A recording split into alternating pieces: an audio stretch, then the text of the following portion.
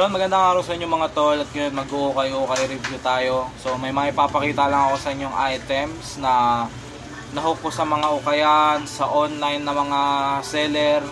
So mga labo-labong items lang, konti lang naman to pero sobrang solid kasi.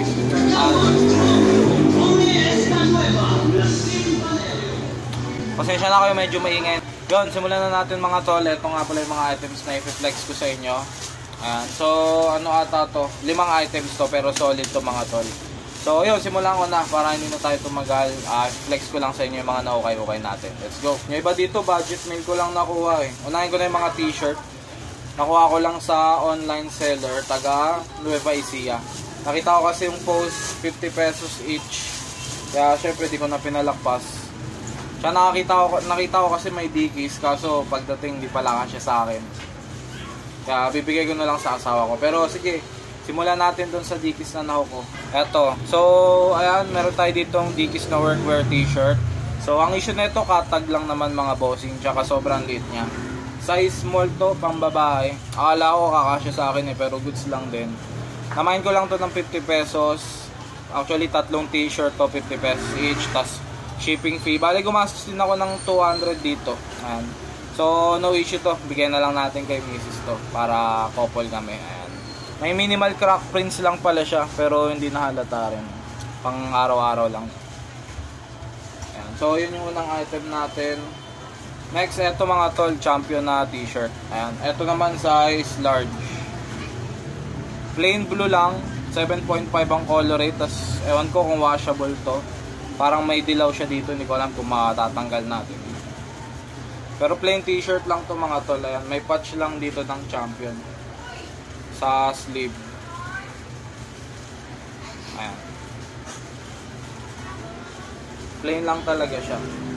Siguro pambahay na lang natin to, o try ko i-resell. Pag hindi kaya, edi panggamit na lang natin pambahay.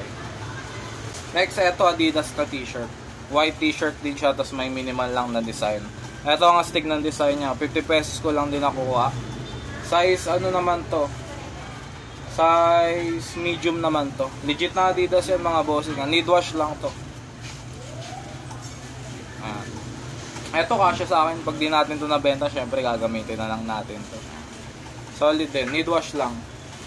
Tapos eto, itong dalawa na to, ito yung pinaka favorite kong nahuko ngayong week. Ayan. So ano to, gear to, street gear mga bossing. Unahin ko na itong Dickies, kasi itong isa bibira lang ako makakuha niyan eh. Etong Dickies lagi naman akong nakakakuha. Pero rare color itong nakuha ko. Color red to na 874 pants.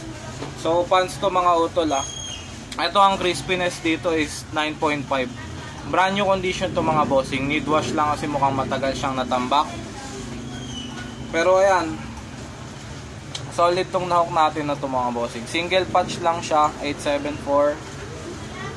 Size 38 to. Ayan, size 38 siya. Crispy pa.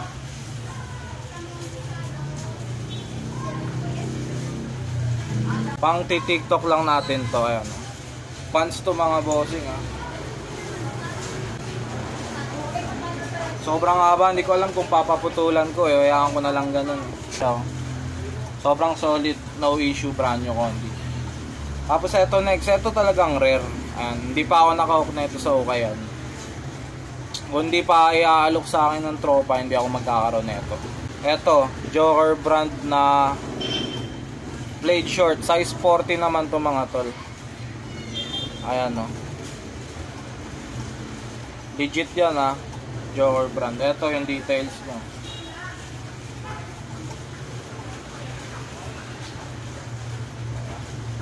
Color gray.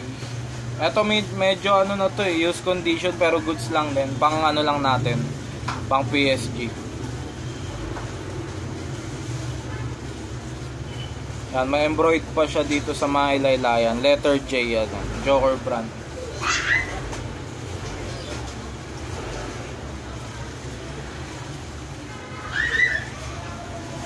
Yan, so ito yung dalawa yung pang malupitan na huko ngayong week. Isang Joker brand, tsaka isang Dickies na 874. Ayan. Tapos etong tatlong t-shirt. Tatlong t-shirt lang, Dickies, Adidas, tsaka Champion. Yun mga tol, so doon na natatapos ang video natin. Babawi na lang ako sa mga next upload. At yun lang naman yung mga nakuha ko ngayong week.